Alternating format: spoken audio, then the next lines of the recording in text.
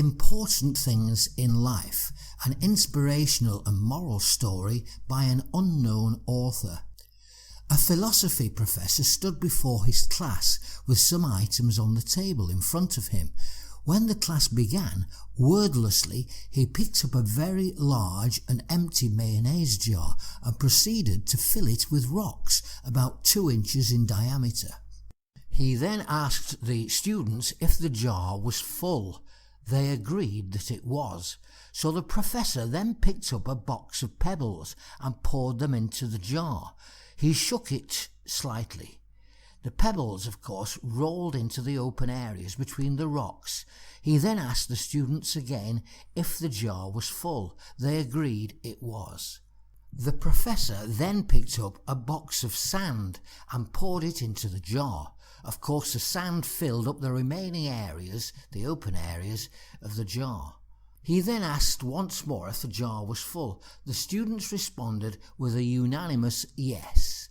"Now," said the professor, "I want you to recognize that this jar represents your life. The rocks are the important things, your family, your partner, your health, your children, things that, if everything else was lost and only they remained, your life would still be full. The pebbles are the other things that matter, like your job, your house, your car. The sand is everything else, the small stuff. So, if you put the sand into the jar first," he continued, "there is no room for the pebbles or the rocks. The same goes for your life. If you spend all your time and energy on the small stuff, you'll never have room for the things that are important to you. Pay attention to the things that are critical to your happiness. Play with your children. Take your partner out dancing. There will always be time to go to work, clean the house, give a dinner party, or fix the disposal.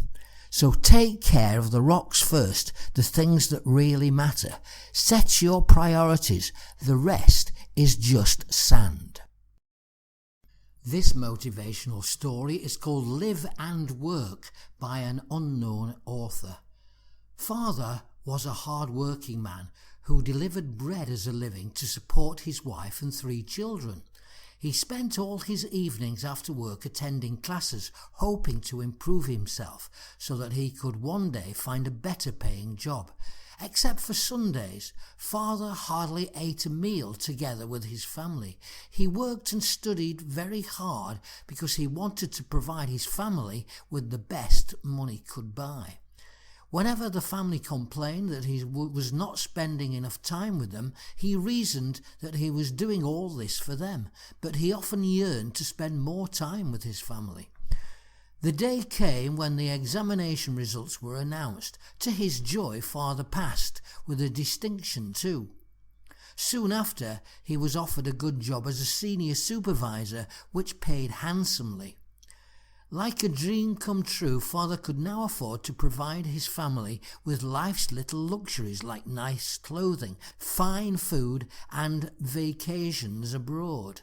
However, the family still did not get to see Father for most of the week. He continued to work very hard, hoping to be promoted to the position of manager. In fact, to make himself a worthy candidate for the promotion, he enrolled for another course in the Open University. And whenever the family complained that he was not spending enough time with them, he reasoned that he was doing this all for them, but he often yearned to spend more time with his family. Father's hard work paid off and he was promoted. Jubilantly, he decided to hire a maid to relieve his wife from her domestic tasks. He also felt that their 3-room flat was no longer big enough. It would be nice for his family to be able to enjoy the facilities and comfort of a condominium. Having experienced the rewards of his hard work, Father resolved to further his studies and work at being promoted again. The family still did not get to see much of him. In fact, sometimes Father had to work on Sundays entertaining clients. Again, whenever the family complained that he was not spending enough time with them, he reasoned that he was doing all this for them, but he often yearned to spend more time with his family. As expected, Father's hard work paid off again, and he bought a beautiful condominium overlooking the coast of Singapore. On the first Sunday evening at their new home, Father declared to his family that he decided not to take any more courses or pursue any more promotions. From then on, he was going to devote more time to his family. Father did not wake up the next day. This story is called Positive Thinking by Francis Balthazar Schwartz. Jerry was the kind of guy you loved to hate. He was always in a good mood and always had something positive to say. When someone would ask him how he was doing, he would reply, "If I were any better, I would be twins." He was a unique manager because he had several waiters who had followed him around from restaurant to restaurant. The reason the waiters followed Jerry was because of his attitude. He was a natural motivator. If an employee was having a bad day, Jerry was there telling the employee how to look on the positive side of the situation. Seeing this style really made me curious, so one day I went up to Jerry and asked him, "I don't get it. You can't be a positive person all the time. How do you do it?" Jerry replied, "Each morning I wake up and say to myself, Jerry, you have two choices today. You can choose to be in a good mood or you can choose to be in a bad mood. I choose to be in a good mood. Each time something bad happens, I can choose to be a victim or I can choose to learn from it. Every time someone comes to me complaining, I can choose to accept their complaining or I can point out the positive side of life. I choose the positive side of life." "Yeah, right, it's not that easy," I protested. "Yes, it is," Jerry said. "Life is all about choices. When you cut away all the junk, every situation is a choice. You choose how you react to situations. You choose how people will affect your mood. You choose to be in a good mood or a bad mood. The bottom line, it's your choice how you live life." I reflected on what Jerry said.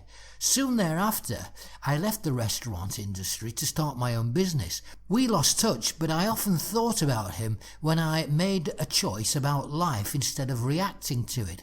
Several years later, I heard that Jerry did something you are never supposed to do in a restaurant business. He left the back door open and one morning was held up at gunpoint by 3 armed robbers. While trying to open the safe, his hands shaking from nervousness, he slipped off the combination. The robbers panicked and shot him. Luckily, Jerry was found relatively quickly and rushed to the local trauma centre. After 18 hours of surgery and weeks of intensive care, Jerry was released from the hospital with fragments of the bullet still in his body. I saw Jerry about 6 months after the accident. When I asked him how he was, he replied, "If I were any better, I'd be twins. Want to see my scars?" I declined to see his wounds, but did ask him what had gone through his mind as the robbery took place.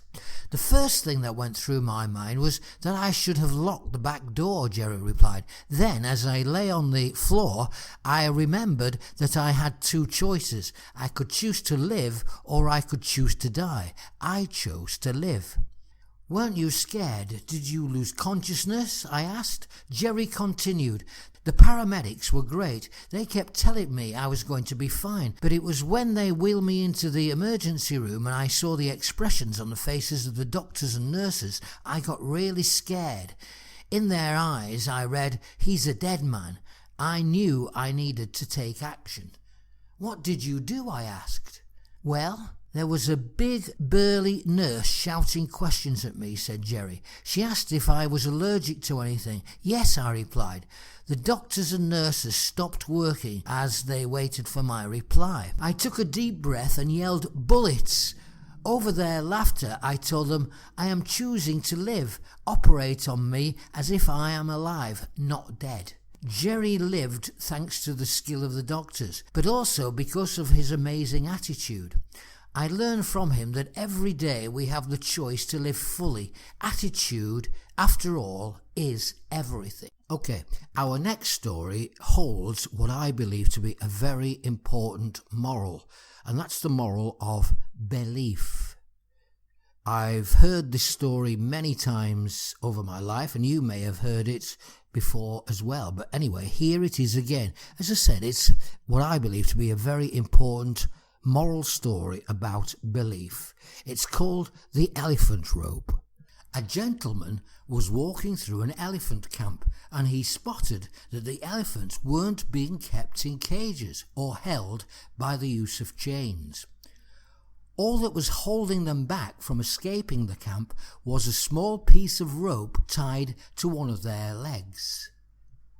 As the man gazed upon the elephants, he was completely confused as to why the elephants didn't just use their strength to break the rope and escape the camp. They could easily have done so, but instead they didn't try to at all. Curious and wanting to know the answer, he asked a trainer nearby why the elephants were just standing there and never tried to escape. The trainer replied, "When they are very young and much smaller, we use the same size rope to tie them, and at that age it's enough to hold them. As they grow up, they are conditioned to believe they cannot break away. They believe the rope can still hold them, so they never try to break free." The only reason the elephants weren't breaking free and escaping from the camp was that over time they adopted the belief that it just wasn't possible. So, the moral of the story: no matter how much the world tries to hold you back, always continue with the belief that what you want to achieve is possible. Believing you can become successful is the most important step in actually achieving it. And this is the story of the thirsty crow. A long time ago, during a devastating spell of dry weather, there was a thirsty crow who was desperate for a drink of water. The poor crow flew and flew in search of a means to quench his thirst.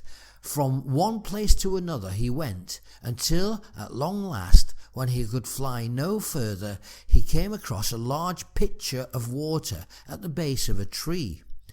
Overjoyed, the thirsty crow thrust its jet-black beak inside to drink his fill. But, alas, the pitcher had a narrow neck. Try as he might, the desperate crow couldn't get his head far enough inside. To his dismay, he realized the water was out of reach. The thirsty crow cried out and flapped his wings in anguish. He attempted to knock the pitcher over, but to no avail. It was too heavy for his weary, dehydrated body to budge. The crow was on the verge of exhaustion and ready to fly elsewhere. But then an idea came to him. Around the base of the pitcher sat some small round pebbles. Picking them up one by one, the thirsty crow dropped them into the pitcher. Again and again he placed those stones inside, and with every extra pebble the water level began to rise. His idea worked. Eventually, after much toil, the water rose so high inside the pitcher that the clever crow was able to drink his fill and satisfy his thirst for good.